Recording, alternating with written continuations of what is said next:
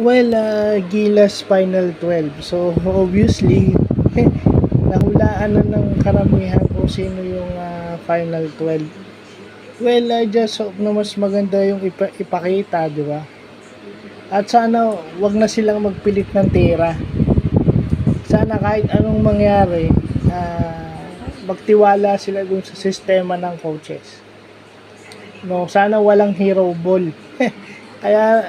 Kaya maiintindihan mo rin, marami nagagalit dito kay Ravena kasi kay keeper kasi mahilig mag hero ball. Pakiramdam niya nung nasa Ateneo siya, kasi nung nasa Ateneo siya yung main guy ng Ateneo. Naglalaro siya sa Ateneo. So, dito hindi ka naman yung main guy. So, pag nasa loob ka, dapat trust the system. Diba? Sana pagka nakita mo si Abay na may inside position, si AJ Edo, si Kai at saka si Junmar na may inside position, bigay mo sa kanila.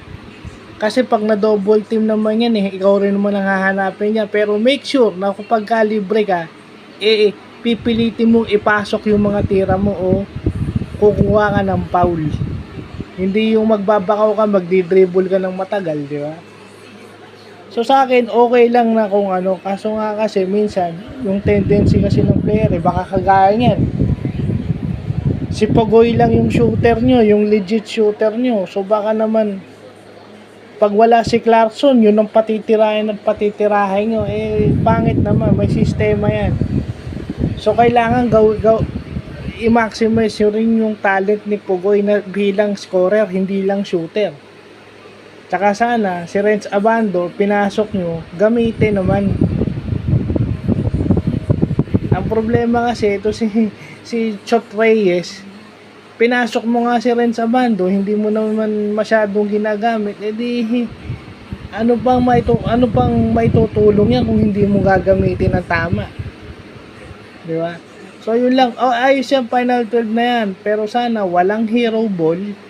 At saka sana itong coach na to gamitin yung player na pinili niya ng tama. So yun lang po.